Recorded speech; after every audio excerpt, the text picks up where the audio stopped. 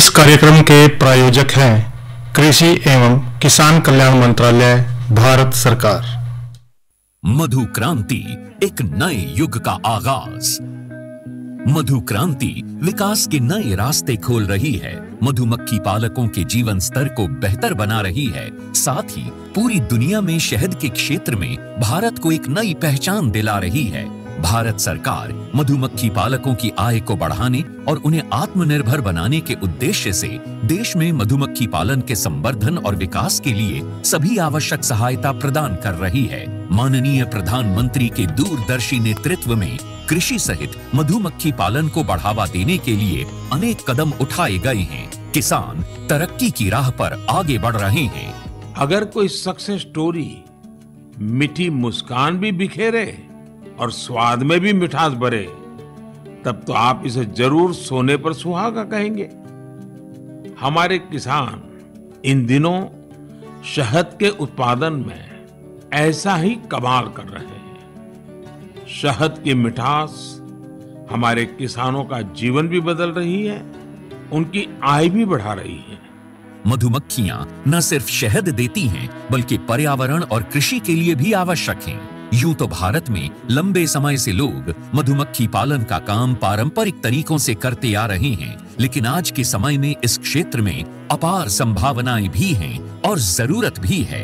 मधुमक्खियों की इसी जरूरत और योगदान का जश्न मनाने और इसे और बारीकी से समझने के लिए ही मनाया जाता है विश्व मधुमक्खी दिवस। इसी आवश्यकता को समझते हुए 2020 में राष्ट्रीय मधुमक्खी पालन और शहद मिशन की शुरुआत हुई। उद्देश्य स्पष्ट था, मधुमक्खी पालन के कार्य को वैज्ञानिक और तकनीकी रूप से विकसित करना और ज्यादा से ज्यादा लोगों को इसके लिए प्रोत्साहित करके मधु क्रांति के सपने को साकार करना। मधुमक्खी पालन से मिलने वाले उत्पाद जैसे शहद, बी वैक्स, रॉयल जेली और पॉलन आदि कई क्षेत्रों में प्रयोग किए जाते हैं। माननीय प्रधानमंत्री जी के प्रोत्साहन से और कृषि मंत्री जी के मार्गदर्शन से आज राष्ट्रीय मधुमक्खी पालन और शहद मिशन सफलता का पर्याय बन चुका है। न केवल ये देश के किसानों के लिए आय बढ़ाने का एक साधन बना है, बल्कि तमाम लोगों के जीवन को बेहतर बनाने के साथ साथ देश के आर्थिक विकास में भी योगदान दे रहा है।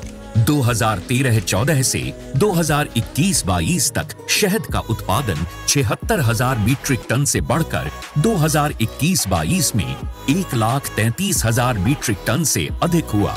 शहद का निर्यात 28,000 मीट्रिक टन से बढ़कर 74,000 मीट्रिक टन से अधिक हुआ। 3 विश्व स्तरीय अत्याधुनिक टेस्टिंग लैब और 31 मिनी शहद टेस्टिंग लैब स्थापित हुई। राष्ट्रीय मधुमक्खी पालन और शहद मिशन की कामयाबी सिर्फ आंकड़े ही बयान नहीं कर रहे, कहानियां खुद इसकी सफलता की बानगी पेश कर रही हैं। मैंने 1990 में मधुमक्खी पालन शुरू किया, 2 बॉक्स से शुरू किया और आज हमारे पास लगभग 4,200 बी बॉक्सेस हैं। लगभग 17 तरह के हनी हम लोग प्रोड्यूस करते हैं, जो डिफरेंट एरियाज में बी को माइग्रेट करके प्राप्त होते हैं। इसके अलावा जितने बी बॉक्सेस मैन्युफैक्चरिंग यूनिट है हमारे पास, वैक्सीट मैन्युफैक्चरिंग यूनिट है, 20 मीट्रिक टन पर डे का हनी प्रोसेसिंग प्लांट है। आज हमारा जो उत्पादन है वो 1 लाख केजी लगभग एनुअली हम लोग प्रोड्यूस करते हैं। यमुनानगर के सुभाष काम्बोज मधुमक्खी पालन के अपने काम के चलते आज देश भर में जाने जा रहे हैं। सुभाष जी ने वैज्ञानिक तरीके से मधुमक्खी पालन का प्रशिक्षण लिया। इसके बाद उन्होंने केवल 6 बॉक्स के साथ अपना काम शुरू किया था। मैंने सिर्फ अपने पोलिनेशन के लिए और शहद खाने के पर्पज से ये बॉक्स रखे थे। जब मैंने देखा कि मधुमक्खियां भी बढ़ रही हैं और हमें शहद भी मिल रहा है, तो मैंने फिर प्रोफेशनल तौर पे इसी काम को ही करने की सोची और आज की तारीख में मैं लगभग 1500 बॉक्स पे मधुमक्खी पालन कर रहा हूँ। ज्यादा से ज्यादा लोग इस मिशन का हिस्सा बन रहे हैं। इतना ही नहीं, ये मिशन नारी शक्ति को और अधिक सशक्त बनाने में भी बड़ा योगदान दे रहा है। अभी तक महिलाओं के 164 स्वयं सहायता समूहों को इससे जोड़ा जा चुका है। इसी तरह मधु क्रांति पोर्टल पर अभी तक लगभग 13,000 से अधिक मधुमक्खी पालक और 21 लाख मधुमक्खियों की कॉलोनीज रजिस्टर हो चुकी हैं। आज भारत प्राकृतिक शहद का 6ठा सबसे बड़ा निर्यातक है। भारत मधुमक्खी पालन और शहद उत्पादन के क्षेत्र में सारी दुनिया के लिए एक मिसाल के तौर पर उभर कर सामने आ रहा है। मधु क्रांति आय और रोजगार के अवसर बढ़ाए। कार्यक्रम सुनिए सब बहन भाइयों ने रिसाले भाई की ओर से राम राम। किसान भाइयों, कार्यक्रम किसान वाणी जिसमें हमने देखी एक तो चर्चा के तौर पर हमने मधुमक्खी का जो है भी हमने पालनी है, उनसे हमें शहद भी मिलता है, कई डाल के फायदे हुआ है, यानी कि किसान की भाई अलग तय भी आमदनी का साधन बन गया है। और आगे जिक्र कर रहे हैं कि भाई सब हर रोज की तरह हम जिक्र कर रहे हैं कि भाई आज का जो हमारा कृषि प्रश्न के रहेगा और के हमारा मोबाइल नंबर रहेगा। तो क्या ना भाई आज का जो कृषि प्रश्न है इसको बताएं। आज का जो हमारा कृषि प्रश्न है वो है भाई, जो फसल जुलाई में बोई जा है और अक्टूबर में काटी जावा है वो कौन सी फसल है? इसका जवाब भाई आपने देना है 6:50 तक। और भाई हमारा जो फोन नंबर रहेगा वो रहेगा 94 660 21 336। एक बार फिर सुना भाई, 94 660 21 336। इस पे भाई व्हाट्सएप के जरिए भाई अपना जो सही उत्तर है वो भेजें ताकि भाई हम आपके नाम बोल सकें। और अब चर्चा लेके आए हैं भाई राष्ट्रीय सतत कृषि मिशन के बारे में थोड़ा जानकारी ले लें, क्योंकि दुनिया में देखने में आवा है कि भाई जो जलवायु परिवर्तन है इसको हम देख दे रहे हैं। इससे जो है ना एक तो बात यह रहेगी कि जो हमारी खेती है उसमें जो उत्पादकता बढ़ रही है उसको भी स्थिर बनाने की जरूरत पड़ा है।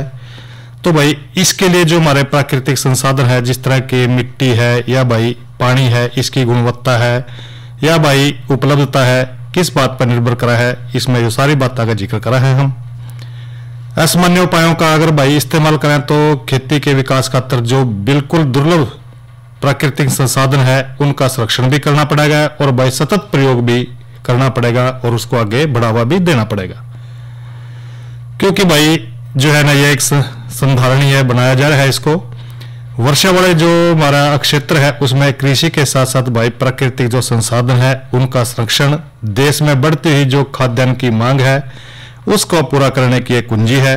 और भाई इसे देखते हुए कई बार देखा है कि जो देश की सरकार है उसके द्वारा भी राष्ट्रीय सतत कृषि मिशन को तैयार किया जाए है और इसमें एकीकृत खेती है, जल प्रयोग कौशल है, मृदा का स्वास्थ्य प्रबंधन है और भाई दूसरे संसाधन है उनका संरक्षण किस डाल है, इन सारी बातों की ओर भाई पूरा ध्यान रखना पड़ेगा। जिससे भाई जो बारिश वाले जो सिंचित हमारा क्षेत्र है उसमें कृषि की एक तो उत्पादकता को बढ़ावा देना पड़ेगा और इसके साथ साथ भाई जो राष्ट्रीय सतत कृषि मिशन है इसके तहत भाई जो जलवायु परिवर्तन है इसको भी स्थिर बनाने के लिए कई डाल के हमने प्रयास करने पड़ेंगे। और जो खेती की उत्पादकता है इसके लिए जो जलवायु परिवर्तन है इसके साथ साथ भाई जो प्राकृतिक संसाधन है जिस तरह की मिट्टी है, पानी है, उसकी गुणवत्ता उपलब्धता है, ये सारी बातें भाई इसमें जो है ना इनके ऊपर निर्भर रहेंगी। और इसका भी उद्देश्य यही है कि भाई जो कृषि उत्पादन है एक तो इसको बढ़िया संगठित करके या भाई संयुक्त कृषि प्रणाली को बढ़ावा देकर उत्पादन को और अधिक सतत लाभकारी और भाई जलवायु प्रत्याशा इसको बढ़ाना है। नमी संरक्षण का उपयोग करके भाई जो समुचित मृदा है इससे जो प्राकृतिक संसाधन है उनका संरक्षण करना भी बहुत जरूरी है। भाई फसल की अधिक प्राप्ति खातिर भाई जो कुशल जल प्रबंधन है इसका इस्तेमाल करके जल संसाधनों का भाई जो बढ़िया डालते प्रयोग हमने इसका करना है। और राष्ट्रीय सतत कृषि मिशन के कार्य जो प्रकृति है भाई देखो जलवायु परिस्थिति में अनुकूल फसल का चुनाव करना है आपने। पशुपालन है, मछली पालन है, बागवानी है, दुग्ध उत्पादन है या भाई कृषि वानिकी है, इसको अपना के फसल प्रणाली में विविधता का उत्पन्न कर सको हो। यानी कि भाई जिस तरह जिक्र भी कर रहे थे भाई जो शहद उत्पादन है ये आप जो है ना खेती के साथ साथ दूसरा व्यवसाय भी कर सको हो। जल भंडारण है, जिस तरह के खेत का तालाब है, उथले ट्यूबवेल है, कुएं हैं, उनको भाई सिंचाई का साधन बना सके, इन सारी बातों का ध्यान भाई जो राष्ट्रीय कृषि जो राष्ट्रीय सतत कृषि मिशन है इसके अंतर्गत भाई हम बात कर रहे हैं। तो भाई ये तो बात करिए हमने राष्ट्रीय सतत कृषि मिशन पे। और भाई ईब जो है ना मौसम का भी लेंगे कि भाई जो आज का जो मौसम है वो क्या कह रहा है, क्योंकि भी देखो मौसम तो दिन प्रतिदिन आज देखा तो आज तो बहुत गर्मी हो रही थी भाई, और कल हो सका भाई थोड़ा परिवर्तन हो सका, तो इसकी जानकारी भी ले लेंगे। किसान भाइयों राम राम, मौसम पूर्वानुमान एवं कृषि सलाह के साथ मैं हूं डॉक्टर ममता, मौसम विशेषज्ञ, चौधरी चरण सिंह, हरियाणा, कृषि विश्वविद्यालय, कृषि विज्ञान केंद्र, कुरुक्षेत्र। किसान भाइयों, जिले का आज का अधिकतम तापमान 42.9 डिग्री सेल्सियस रहा। न्यूनतम तापमान 25.6 डिग्री सेल्सियस रहा।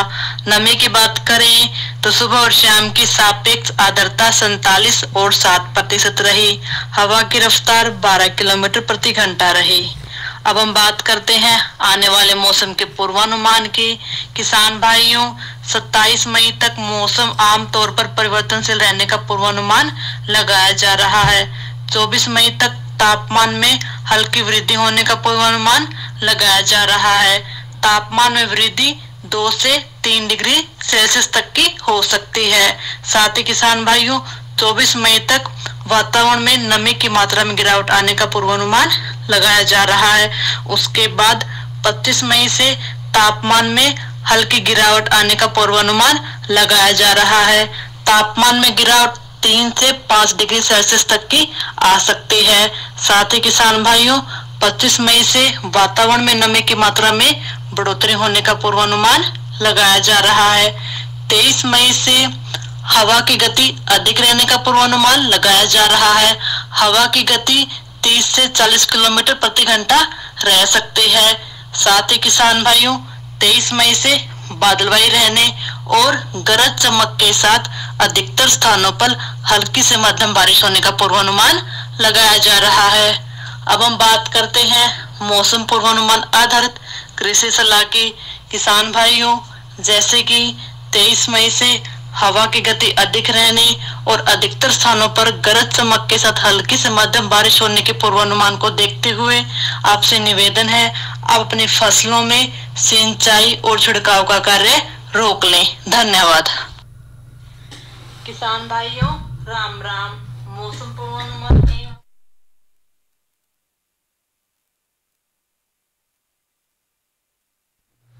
और भाइयों, ये तो सुना हमने मौसम की जानकारी ली, और अब जो है ना कार्यक्रम जो है ना किसान वाणी कल का जो है ना केरा गया, इस पर भी थोड़ा जिक्र कर लें भाई। कल है दिन भाई मंगलवार, और जो हमारा कार्यक्रम रहा है वो रहा है फोन इन, और विषय है कल भाई उष्ण तापमान में फसलों की देखभाल, और विशेषज्ञ रहेंगे हमारे डॉक्टर ममता, मौसम वैज्ञानिक केवी के कुरुक्षेत्र। तो अब जो है ना भाई अगली जानकारी भाइयों के साथ साझा कर रहे हैं कि भाई वो जो जानकारी है, जिस तरह के आप देखे हैं कि कई बार जो हमारे पशुपालक है भाई है, और भाई दूध का भी काम करा है, दूध की डायरी है, या जो घर पे पशु रखते हैं भाई, और उनका जो गोबर है उसके लिए भी भाई एक गोवर्धन योजना की शुरुआत कर रखी है।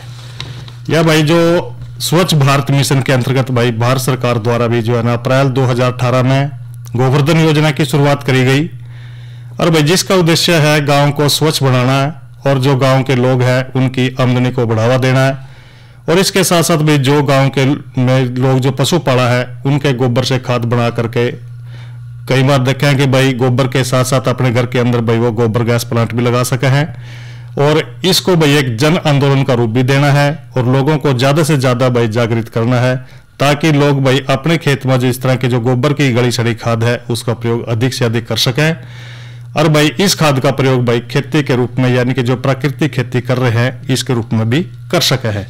और एक जानकारी और है भाई मिशन लाइफ, प्रधानमंत्री नरेंद्र मोदी ने भी भाई मिशन लाइफ को लॉन्च किया।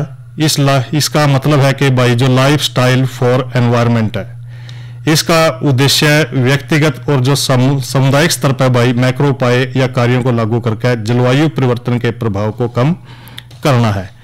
यानी कि भाई जो जलवायु परिवर्तन है इसको मुकाबला करने खातिर जो हमारे युवा है इनकी भागीदारी को आगे बढ़ाना है, और भाई भारत सरकार ने इस करके भाई जो मिशन लाइफ ऐप है इसको शुरू करे है, और काफी देर हो गए भाई मनोरंजन भी करा दे। तो आओ सुनते हैं पहला ये लोकगीत।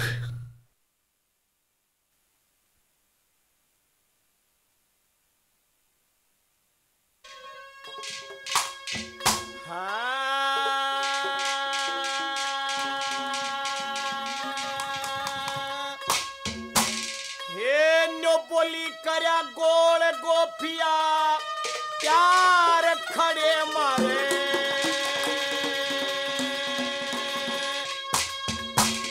बाड़ी जवार बाजरा पाकरा लीला बाजरा पाकरा लीला तेरा गोल गोपिया चार खड़े मारे बाड़ी जवार बाजरा पाकरा लीला बाजरा पाकरा लीला।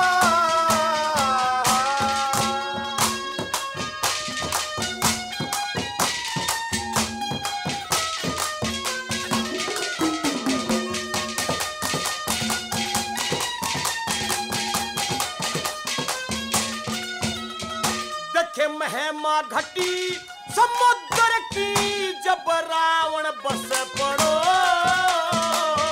महिमा घटी समुद्र की रावण बस पड़ो और दूर खेत का जाना से मारे खेत पड़े दो कोस पड़ के कोसट पकड़ अन्यार बीत के जम्फर और सलवार ओढ़ना हो गया गिला बाजरा पाकरा लीला तेरा गोल गोपिया चार खड़े मारे बाड़ी सलवार बाजरा पाकरा लीला बाजरा पाकरा लीला।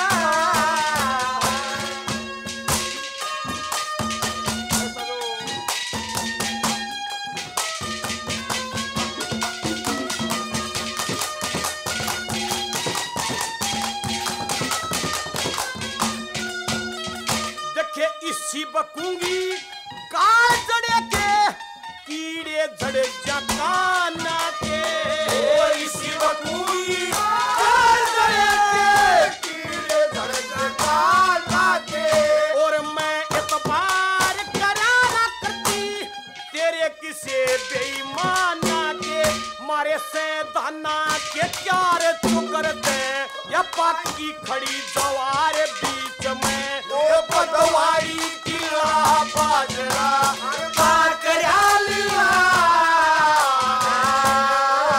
तेरा गोल गोपिया चार खड़े मारे बाड़ी जवार बाजरा पाकरा लीला बाजरा पाकरा लीला। देखे तड़के तले शाम तलक मैं देखूं तेरे जिसे शाम तलक मैं देखूं तेरे जिसे और शर्टी चाप के अरे गुजारा हो जमींदारी से हम करे जा खुबात रहा खेता में जन रात तुम्हारा से रोज का हिला बाजरा पाकरा लीला तेरा गोल गोपिया चार खड़े मरे बाड़ी जवार बाजरा पाकरा लीला बाजरा पाकरा लीला।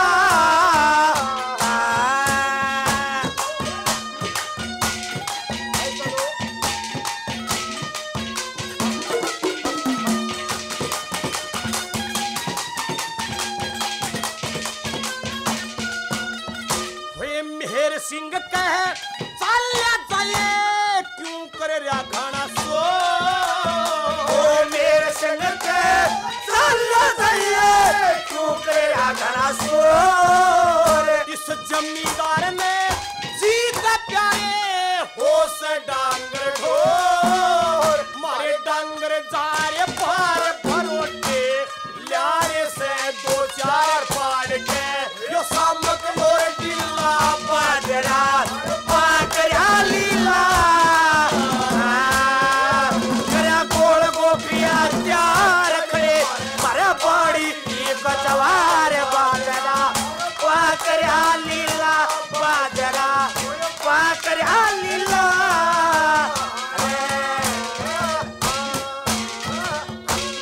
ये तो सुना भाई ने लोकगीत। और अब भाई जो हमने प्रश्न पूछा था कि जो फसल जुलाई में बोई जाए है और अक्टूबर में काटी जावा है, उसका सही जवाब आया है भाई अभिनव कुमार ने भेजा है पेहवा से। और अगला जो जवाब दिया है वह है भाई गांव उगाड़ा अंबाला से है राजेंद्र मलकीत आरती राघव हरमन ने दिया है। तो भाइयों इन्होंने बहुत सही जवाब दिया है कि वो है हमारी खरीफ की फसल। और अब जो है ना चर्चा कर रहे हैं भाई नई फसल नई उमंग में धान की पौध जो है ना किस तरह तैयार करनी है। हमने जो नर्सरी है इसकी देखो किसान भाइयों, आपने जो है ना खेत आपके खाली पड़े होंगे, पाड़े काट दिए होंगे क्योंकि मौसम भी इस तरह का है। और भाई जो है ना क्योंकि आगे जो है ना धान का सीजन आने लग रहा है और भाई जुलाई में हमने इसको लगाना भी है, तो इस करके भाई हमने धान की जो नर्सरी है इसको तैयार करना पहला बड़ा जरूरी है। क्योंकि भाई जो धान है जो हमारे इस क्षेत्र की बहुत ही एक मुख्य अहम फसल है और इसकी रुपाई करके भाई इसको उगाया जाए है। और रुपाई के लिए पौध का स्वस्थ होना भी बहुत जरूरी है क्योंकि भाई जो स्वस्थ पौधे हैं रुपाई के बाद जो है ना वातावरण को सहन कर ले हैं। और जो भाई कई बार ये भी देखे हैं कि जो रुपाई के बाद खेत में कुछ आवश्यक पौधों की संख्या कई बार कमी नहीं आती कि इसके बाद जो फसल की पैदावार है भाई वो अच्छी मिले। धान की पौध भाई सही ढंग से तैयार करना बड़ा जरूरी है। एक तो आपने ध्यान रखना है कि जो पौध सैया का स्थान किस तरह का रखना है। जड़ा भी आपने भाई पौध उगानी है वोड़े की जो जमीन है भाई एक तो उपजाऊ होनी चाहिए और यानी कि भाई कलर जमीन हो। देखो भाई कलर जमीन में पौध उगाना बड़ा मुश्किल है। और इसके बाद यह भी ध्यान रखें कि भाई जहां हम पौध को तैयार करेंगे पानी का स्रोत भी निकट होना चाहिए। यानी कि भाई घनकरे आप देखें भी है कि जो हमारा ट्यूबवेल लग रहा है जिसको ठेम है भाई उसके आसपास ही हम अपने धान की जो है ना नर्सरी तैयार कर रहे हैं। और 1 एकड़ में जो है ना धान की रुपाई खातर भाई 200 वर्ग मीटर का एरिया जो क्षेत्र है उसके लिए काफी रहेगा। और बीज का चयन और उपचार आपने इस तरह ढाल करना है कि भाई जो बीज है एक तो बढ़िया किस्म का लेना है, किसी विश्वास वाली दुकान पर खरीदना है। और इसके बाद भाई जो बीज को 10% नमक के घोल में डालकर उसका चयन करना है। इसके लिए अपना 10 लीटर पानी में 1 किलो नमक घोल लें जो कि भाई 10 किलो बीज के लिए काफी रहेगा। और इस तरह अगर आप घोलेंगे तो भाई 2-3 किलो बीज बारी बारी तय डालें। और ऊपर तिरजा है कई बार क्योंकि वो थोथा बीज हुआ है और उसको आपने बाहर निकालना है। घोल में नीचे बैठे हुए जो स्वस्थ है भारी बीज है इसको आपने लेना है, 2-3 बार साफ पानी तय धो लें। और इन बीजों को भाई उपचार करके बिजाई के लिए आपने प्रयोग करना है। और भाई जब आप बीज का उपचार करेंगे तो आपने 10 लीटर पानी में 10 ग्राम एमिसान या कार्बेंडाजाइम बाविस्टिन कहते हैं जिसने या भाई 1 ग्राम स्ट्रेप्टोसाइक्लिन डालकर घोल बनाना है। और इस घोल में 10 किलोग्राम बीज डालकर भिगोना, 24 घंटे तक बीज को घोल में रखना है। इसके बाद बीज को बाहर निकाल कर उस पर भाई बार बार पानी छिड़क दे रहे हैं, गिल्ला कपड़ा ढक दें ताकि जो बीज है गिल्ले रहें। ऐसा करने से भाई 1-2 दिन बाद बीज अंकुरित होने शुरू हो जाएंगे और उन अंकुरित बीज का भाई पौध सैया में बिजाई आपने फिर करनी है। बिजाई का समय यह रह गया कि जो मध्यावधि की जो फसल लेनी है आपने किस्म है इसके लिए भाई PR 106, HKR 120 या भाई HKR 126 और भाई किस्में हैं जिस तरह के HRK 46 भी है, HKR 47। इनके लिए भाई बिजाई का जो बढ़िया समय है वो है भाई 15 मई तक लेकर 30 मई तक का है। और कम अवधि की यानी कि जो 100-120 दिन की में पक्का तैयार है हो जाए वो उनकी किस्म है जिस तरह के गोविंदा आदि की बिजाई है जिस तरह 15 मई से 30 जून तक बढ़िया रहा है। बासमती धान की सभी किस्मों की बिजाई भाई 1 जून तक 15 जून तक कर लेनी चाहिए। बीज की मात्रा की बात करें तो अधिक उपज देने वाली सारी अवधि की किस्में या भाई संकर धान के लिए 10 से 12 किलोग्राम या भाई फिर 6 किलोग्राम बीज प्रति एकड़ रुपाई के लिए बहुत रहेगा। जबकि बासमती जो धान है इसके लिए मात्रा भाई 8 से 10 किलोग्राम होनी चाहिए। भूमि की जो अगर तैयारी की बात करें तो भाई जो पौध सैया है हमारी इसके लिए 10 से 12 गाड़ी लेकर यानी के 6 टन प्रति एकड़ के साथ जो गोबर की गली सड़ी खाद है बिजाई से लगभग 30 दिन पहले यानी कि 1 महीना पहले अपने खेत में डाल दें। और इसके बाद भाई खेत को जुताई करनी है अपने ताकि जो गोबर की खाद है मिट्टी में अच्छी डाल मिल जाए। और कुछ दिनों के बाद खेत में हल्का पानी लगा दें ताकि गोबर की जो खाद है उसमें जो मौजूद खरपतवार हैं बीज उग जाए। तो भाई आपने देखना है तो फिर इन खरपतवारों को जुताई करके नष्ट भी करना है क्योंकि ऐसा एक बार दोबारा भी कर सके हैं अगर दिखाई दें तो दोबारा उगाए तो खरपतवार को भी नष्ट करेंगे। तो भाई बिजाई से पहला खेत में पानी भरना और खड़े पानी में 2 जुताई यानी कि कद्दू करके भाई पैडी पडलर ते या भाई रोटावेटर तय करें। तो भाई इसके बाद खेत जो हमारी नर्सरी वाला क्षेत्र है उसमें भी स्वागत लगाएं। खेत में डोल लगा कर भाई सुविधा अनुसार छोटी छोटी क्यारियां में बांट लेना है आपने। और भाई बिजाई का डंग न्यू रहेगा कि भाई किस तरह आपने बिजाई करनी है।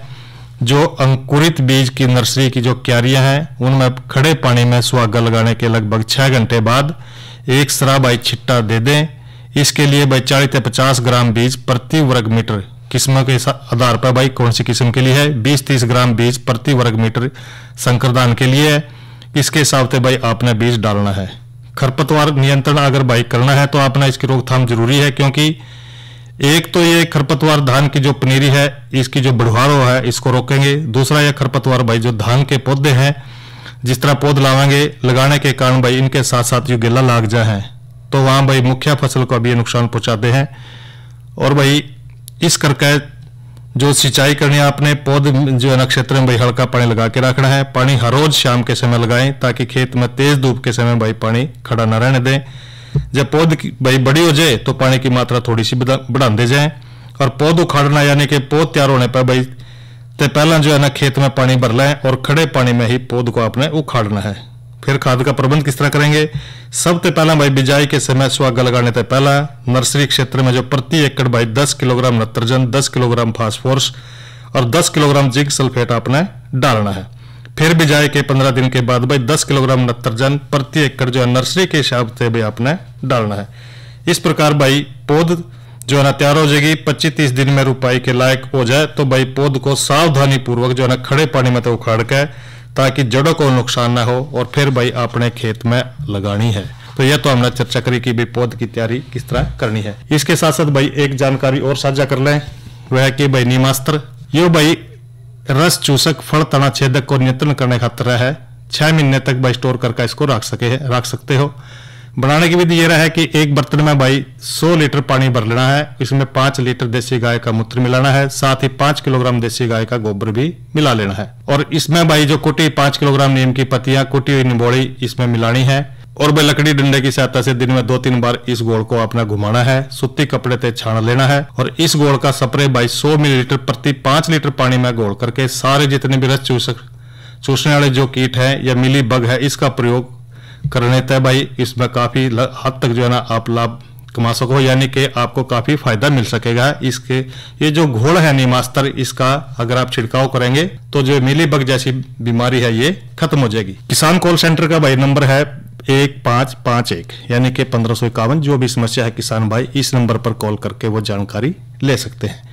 इस कार्यक्रम के प्रायोजक थे कृषि एवं किसान कल्याण मंत्रालय, भारत सरकार। और इसी के साथ भाई कार्यक्रम किसान वाणी यहीं पर संपन्न होता है। रिसाले भाई ना देव इजाजत। अच्छा भाइयों, राम राम।